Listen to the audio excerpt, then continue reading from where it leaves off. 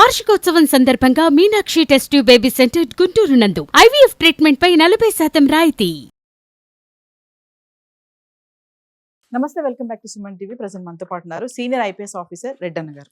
నమస్తే సార్. నమస్కారం అండి. సార్, కుకట్పల్లిలో మనం ఆల్రెడీ ఈ వీడియో గురించి మనం మాట్లాడుకున్నాం గతంలో. కుకట్పల్లిలోనే కాదు, రాత్రి 10 దాటిందంటే మహిళలు బాగా బైక్ మీద వెళ్ళే వాళ్ళని, కార్ల మీద వెళ్ళే వాళ్ళని ఆపేసి వాళ్ళని డిమాండ్ చేయడము, అంటే అసాంఘిక కార్యక్రమాలు బాగా జరుగుతున్నాయి. అంటే పోలీసులు రెక్కీలు పెడుతున్నప్పటికీ కూడా, స్టింగ్ ఆపరేషన్లు చేస్తున్నప్పటికీ కూడా ఎటువంటి మార్పులు రావటం లేదు.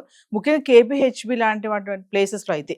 మరి ఒక్కసారి దాని గురించి మాట్లాడుకుంటే, prostitution is illegal in India, అదొకటి. ఇంకోటి ఏమంటే 2018లో supreme court of India Joseph Shine versus Union of ఇండియాలో సుప్రీంకోర్టు ఒక గొప్ప ల్యాండ్ మార్క్ జడ్జిమెంట్ ఇచ్చింది. దాని ప్రకారం అంటే లెజిటిమేట్ ఏజ్ ఉన్నటువంటి స్త్రీ పురుషుడు పెళ్ళైనా కాకపోయినా వాళ్ళు ఎవరితోనైనా వాళ్ళ ఇష్టపూర్వకంగా ఎవరితోనైనా సెక్షువల్ యాక్ట్లో పాల్గొనవచ్చు.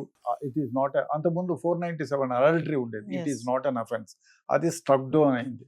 తర్వాత ఏమైపోయిందంటే ఈ సెక్స్ వర్కర్స్ పైన చాలా కేసెస్, చాలా నిజం చెప్తే చాలా పోలీస్ స్టేషన్లో హెరాస్మెంట్ జరిగేది. వీళ్ళని చాలామంది వీళ్ళని దయనీయమైనటువంటి పరిస్థితి. కొందరు సెక్స్ వర్కర్స్ని మనం అరెస్ట్ చేసినప్పుడు తీసుకెళ్తే పూట గడవకను, పిల్లలకు భోజనం పెట్టలేకను ఇబ్బందులు పాలయ్యి వాళ్ళు ఈ వృత్తిని ఎంచుకున్నారు.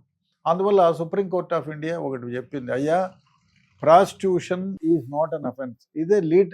వేరే దేశాల్లో మీకు ఐ థింక్ ఆమ్స్టర్డామ్ వెళ్ళినప్పుడు పోలీస్ స్టేషన్కి వెళ్ళాను. నేను ఒక పోలీస్ స్టేషన్కి వెళ్ళి నేను ఇంట్రడ్యూస్ చేసుకొని చెప్పాను, ఏందయ్యా పోలీస్ స్టేషన్ కూటవేత దూరంలో అమ్మాయిలు అర్ధనగ్నంగా కూర్చొని సెక్స్ షాప్ అని పెద్దగా పెట్టుకున్నారు, మీరేం పట్టించుకోరా అంటే, no they are doing their job అన్నాడు. They are paying tax for that. They are supporting the government. No, it is not an offence here అని అన్నారు. అదేవిధంగా తయారైంది ఇండియా కూడా. ఎందుకంటే చాలామంది పోలీసులు హింసించేది చాలామందిని ఈ ప్రాస్టిట్యూషన్ అని హింసిస్తున్నారు. ఇప్పుడు ఇష్టపూర్వకంగా ఒక అమ్మాయి ఎక్కడైనా ఇష్టపూర్వకంగా ఇంకొక అబ్బాయితో కలిసి సెక్షువల్ యాక్ట్లో పాల్గొంటే ప్రాస్టిట్యూషన్ చేసినా ఇది తప్పు కాదు. ఇది లెజిటిమేట్ వ్యాపారంగానే చూడండి, గౌరవప్రదమైన వృత్తిగానే స్వీకరించండి అని. అందువల్ల వాళ్ళు ఉన్నారు. చిన్నపిల్లలు కాదు, బలవంతంగా ప్రాస్టిట్యూషన్ చేయడం లేదు. అదేవిధంగా వీళ్ళని చైల్డ్ ట్రాఫికింగ్ లేదు. ట్రాఫికింగ్ చేయటం, బలవంతంగా ఎవరో అమ్మాయిని నువ్వు తీసుకెళ్ళి వాళ్ళ దగ్గర పడుకోమని చేస్తే ఇట్ ఈస్ అన్ అఫెన్స్. అంతేగాని తమ ఇష్టపూర్వకంగా తమకు కావలసిన వ్యక్తితో ఆమె సెక్షువల్ యాక్ట్లో పాల్గొనటం వల్ల తప్పు లేదు. అది సుప్రీంకోర్టే చెప్పింది. అది ఇట్ ఈస్ నాట్. పోలీసులు ఏం చేస్తారండి అంటే సార్, మరి బైక్స్ ని, కార్ ని ఆపి వీళ్ళు వాళ్ళని ఇబ్బంది పెట్టడం, ఇబ్బంది పెడితే డెఫినెట్ గా అఫెన్స్.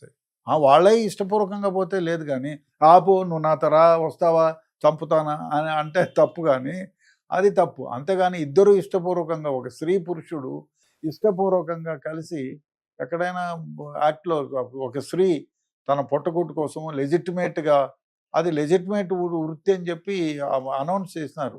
ఆ బాధ్యతాయుతంగా ఉండేటి పోలీసు వాళ్ళు కూడా, అప్పుడు అమ్మాయి అక్కడ నిలబడుకొని ఉంటుంది, అందంగా ఉంది, మీరు ఈ నైట్ మీతో కోరికలు పంచుకోవాలని ఉంది అని చెప్పి అడిగితే ఆమె కోరిక కూడా ఆమె చెప్తుంది, నాకు ఇంత ఇవ్వాలో ఏదో అని. ఆ విధంగా పోతే తప్పేం లేదు. అంటే ఇలాంటి చట్టాలు వస్తే సార్ మరి విచ్చలవిడితనం పెరిగిపోతుంది. ఎన్ని దేశాల్లో ఉన్నాయండి ఇట్లా చట్టాలు? అసలు ప్రాస్టిట్యూషన్ని షాపులు, పోలీస్ స్టేషన్ ఎదుర్కొంటే షాపులు పెట్టినా ఏమనలేదు కదా. అంటే ఒకటి, ప్రపంచం మారుతుంది, దేశం మారుతుంది, ప్రపంచీకరణ జరుగుతూ ఉంది. అందువలన తప్పు అంటే ఇప్పుడు ఆ అమ్మాయికి ఇష్టపడిన తర్వాత నువ్వెవరు అడ్డం చెప్పడానికి?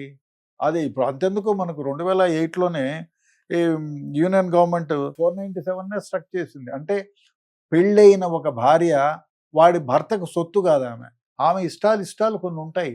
అదే స్ట్రక్ డౌన్ చేసింది 2018లో. ఆమె ఇష్ట ప్రకారంగా మరో పెళ్ళైన యువకుడితో కానీ, పెళ్లి కాని యువకుడితో కానీ, యుక్త వయస్సు వచ్చిన 21 ఏళ్ళు నిండిన యువకుడితో ఇష్టపూర్వకంగా, ఇద్దరికి ఇష్టపూర్వకంగా ఉంటే ఇట్ ఈస్ నాట్ అఫెన్స్. ముందైతే ఇట్ వాజ్ అన్ అడల్టరీ. కేసులు పెట్టాను, చాలా కేసులు, నేను కూడా పెట్టాను చాలా కేసులు. అది లేదు, తీసేశారు. ఇప్పుడు ప్రాస్టిట్యూషన్ చాలామంది పోలీసులు ఇబ్బంది పెడుతున్నారండి. ఒకటి, చైల్డ్ని తీసుకుపోయి ఫోర్స్ఫుల్గా చేయడము, ట్రాఫికింగ్, వేరే వాడు ఏమీ లేకపోతే బలవంతంగా తీసుకొచ్చి తన దగ్గర ఇండ్లలో పనిచేసే వాళ్ళని వీళ్ళని పండుకో వాని దగ్గర పడుకో వీడి దగ్గర పండుకో అంటే it is definitely N offence. అట్లా కాకుండా ఆమె ఇష్టపూర్వకంగా వేరే వాళ్ళ దగ్గర పోయి వేశ్య వృత్తిని పెట్టుకుంటారంటే it is not offence.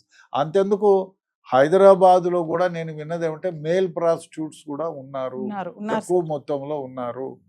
It is not an offence. అబ్బాయిలు కూడా ఇలాంటి వృత్తిలోకి దిగుతున్నారు, చాలా మంది ఉన్నారు, చాలా మంది ఉన్నారు. వాళ్ళు ఈ వృత్తిలో కొనసాగుతున్నారు, ఏమి దొరకనప్పుడు ఏదో వృత్తి ఈ వృత్తిలో కొనసాగుతున్నారు, తప్పులేదు. అది ప్రభుత్వమే సుప్రీంకోర్ట్ ఆఫ్ ఇండియానే క్లియర్ చేసిన తర్వాత మనం ఏం చేయగలుగుతాం? ఎవరు ఏం చేయలేదు. ఎవరిష్టం వాళ్ళంటే సార్. మరి పెళ్లి ఎందుకు, సెక్షువల్ ఇవన్నీ ఎందుకు? మరి భార్య భర్త ఈ రిలేషన్ మరి అంటే పెళ్ళైనంత మాత్రం కోరికలు చంపుకోవాలని ఉంది ఎక్కడైనా? అది కాదండి. ఇప్పుడు మీరు కట్టడి ఏ విధంగా చేయగలుగుతారు? ఇప్పుడు మీరు కాదని చెప్పి దొంగతనంగా పోయి అక్కడ తిరగడం అది తప్పు, అది ఎంతకంటే ఘోరం కదా. దాని బదులు ఇష్టపూర్వకంగా పోతున్నారు, ఇష్టంగా మ్యారేజ్ చేసుకుంటున్నారు. అందుకే ముందు 1974లో ఒకే ఒక విడాకుల కోర్టు 1-2 సంవత్సరానికి వచ్చేవి విడాకుల కేసులు. ఇప్పుడు సంవత్సరంలో కాదు, ఒక రోజులో కొన్ని వేల కేసులు రిపోర్ట్ అవుతుంది. దీనికి కారణం ఏమిటి? ఇదే. సో మనము ఎవరిని ఏమీ నిందించలేము. సమాజం మారిపోయింది కాబట్టి చాలామంది ఇప్పుడు చూడండి, చాలా దగ్గర హాస్టల్స్ ఉన్నాయి, కోలివింగ్ హాస్టల్స్, పర్మిటెడ్ ఓఏ రూమ్స్ ఉన్నాయి, గంటలకు లెక్కన ఇస్తున్నారు. ఒక యుక్త వయసు వచ్చిన స్త్రీ పురుషుడు తమ ఇష్టానుసారంగా ఇద్దరి ఇష్టముతో కోరిక తీర్చుకున్నంత మాత్రాన తప్పు లేదు. అది మనం పోలీసులు ఎవరు అబ్జెక్ట్ చేయడానికి లేదు. బలవంతంగా నువ్వు నాతో వస్తావా కత్తి పెట్టి చూపించి అంటే ఇట్ ఈస్ అన్ అఫెన్స్. అప్పుడు రేపు కిందకి వస్తుంది. కాదు. మీరు 18 ఏళ్ళు నిండనే అమ్మాయి అయితే పోక్సో యాక్ట్కి వస్తుంది, అది పెద్ద కేసు అవుతుంది.